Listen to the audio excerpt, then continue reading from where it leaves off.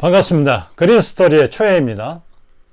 오늘은 제 동영상의 배경이 되는 우리 집 베란다 식물을 좀 소개해 드리겠습니다. 뭐 그렇게 많이 풍성하거나 화려하지는 않지만 오래된 식물도 좀 있고 약간 불가사의한 경험, 또 제가 잘 모르는 부분을 서로 소통하는 것이 의미 있는 일이라 생각되어 이 영상을 찍게 되었습니다. 자, 그럼 초록식물의 이야기 그린스토리 출발하겠습니다. 먼저 소개해드릴 식물은 거실에 있는 연두색 스킨답서스입니다.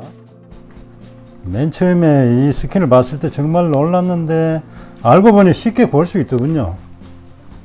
그냥 물에 담궈 뒀는데 대략 1년이 되었습니다. 그래도 이렇게 자라네요. 영양분이 하나도 없어도 죽지 않는다는 사실. 그런데 신기한 건 최근에 이렇게 끝에 잎 하나가 좀 커졌습니다. 비료가 없어도 온도와 광력만 어느 정도 확보되어도 이렇게 달라지는가 봅니다. 자, 베란다로 가보실까요? 얼마 전에 구한 니톱스입니다. 그동안 선인장을 좀 다뤄본 경험으로 시원하게 이렇게 물을 주다가 한번 물로 죽여본 경험이 있어가지고 이번에는 좀 신경 쓰고 있습니다. 6월에서 9월까지는 좀 물을 주지 말라고 하는데 혹시 니톱스 고수분 계시면 좀 가르쳐 주세요. 4월 22일 심은 싹소롬입니다. 보랏빛 꽃이 마치 나풀거리는 나비 같죠. 그런데 빛이 부족한지 좀 무자라네요. 그래서 이렇게 남양 창가에 바짝 붙여놨습니다. 노즈마리도 빛이 많이 필요한가 봅니다. 이렇게 우쭐하네요. 끝에는 봄을 알린다는 영춘화가 있습니다. 저쪽으로 가보실까요?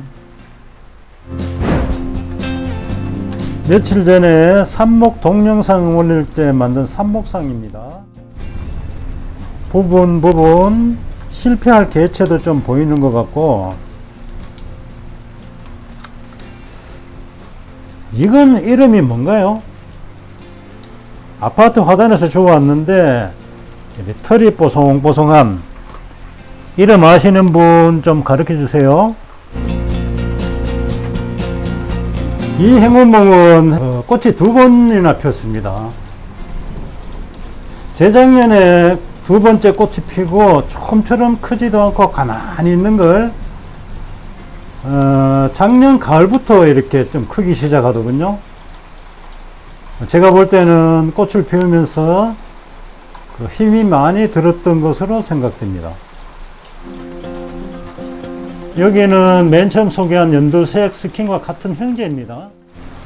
같은 줄기에서 나눠져 하나는 거실에 있고 또 하나는 이렇게 간택을 받아 베란다에서 이렇게 크고 있습니다.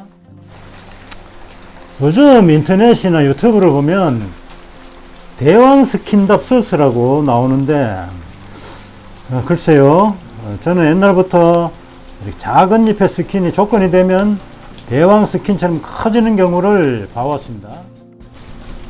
그래서 그게 기둥을 타고 올라가면서 스킨의 뿌리가 기둥의 영양분을 흡수해서 그런가 했는데 아니더군요.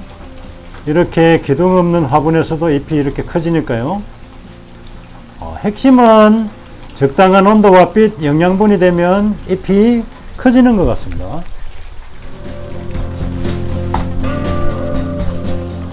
이것이 시중에 화원에서 쉽게 볼 수 있는 스킨의 잎 크기고요. 이거는 이렇게 자란 스킨의 잎입니다. 비교가 많이 되시죠?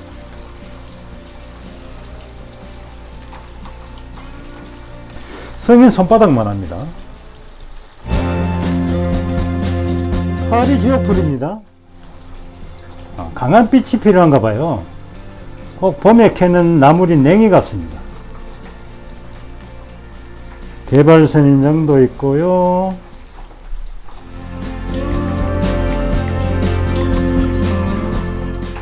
헝가리 모델의 니갈 제라늄입니다. 그때 뿌리의 3분의 1이나 잘라내고 꽃도 잘랐는데 이렇게 싱싱합니다. 그런데 좀 기온이 올라 꽃잎이 좀 작네요. 그 꽃이 한 율마입니다. 절반은 실패한 것 같은데 율마 고수님 계시면 어떻게 성공률 높일 수 있을까요? 한 열흘 전에 사들인 칼라디움. 정말 매력적이죠.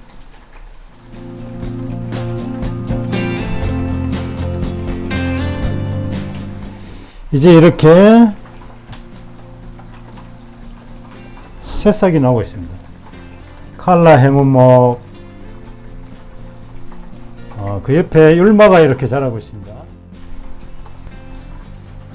얼마 동안 좀처럼 자라지 않고 있다가 율마 가지치기를 하고 난 뒤에부터 폭풍 성장하고 있습니다. 저희 베란다의 보물 1호입니다. 이 아로카시아 오도라는 보통 위쪽으로 이렇게 잎이 자라게 키우는데 좀 부자연스러운 것 같아서 위쪽을 잘라냈습니다. 그러니까 옆에서 이렇게 가지가 나오면서 이런 모습이 되었네요. 이 백합은 사들인 지 거의 10년쯤 되었는데 해마다 봄이 되면 꽃을 피워 집안을 향기로 채웁니다. 분갈이를 한 번도 안 했는데 해마다 꽃을 피워주네요. 참 불가사의합니다.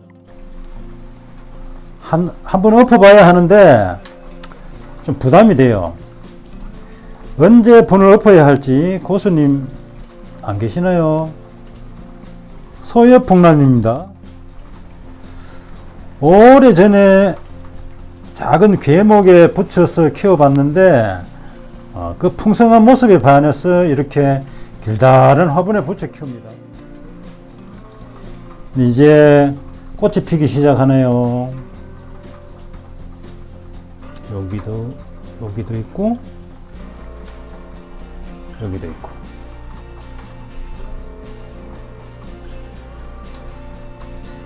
좀 아쉬운 것은 화분의 표면이 매끈할수록 강하게 달라붙는다. 지금 이 화분은 좀 거칠어요, 표면이. 동영상의 배경을 좀 풍성하게 하려고 화단에서 주워온 식물인데 이름이 뭐지요? 햇볕이 강하면 보라색이 짙어지는데 개인적으로는 약간 푸릇푸릇한 게 매력적으로 느껴집니다.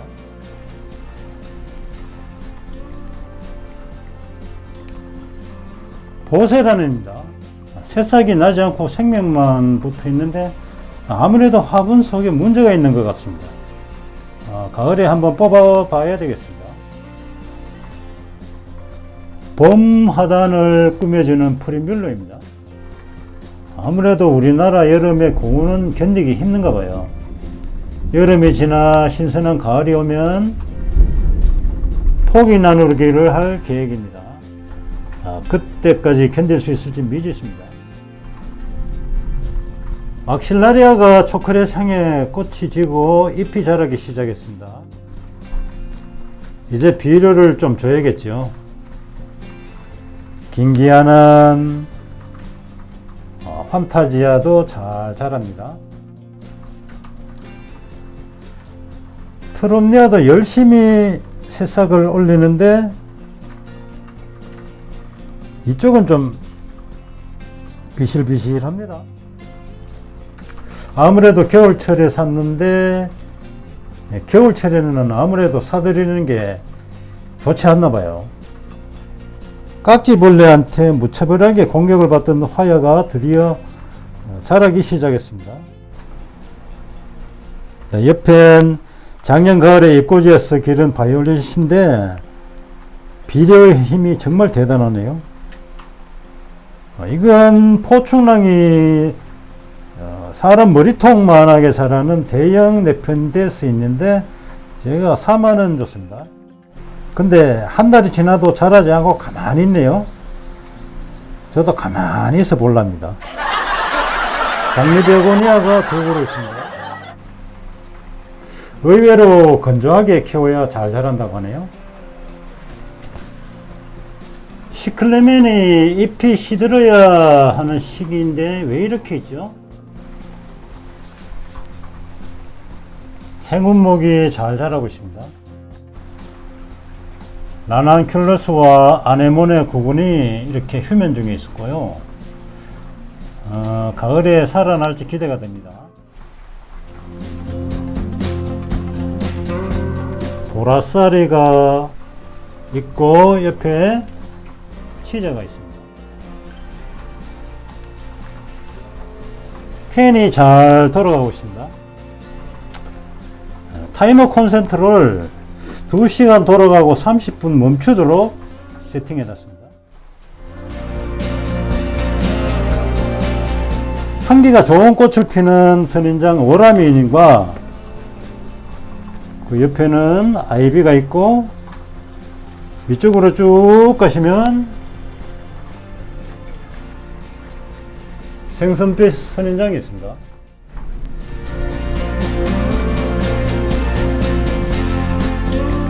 옆에는 해고판에 붙어 있는 로디게시,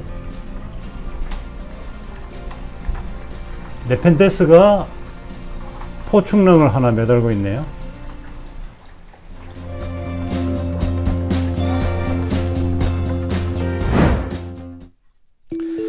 잘 보셨나요? 궁금하신 점이 있으면 항상 댓글 달아주시고 구독과 좋아요는 저에게 힘이 됩니다. 그럼 안녕.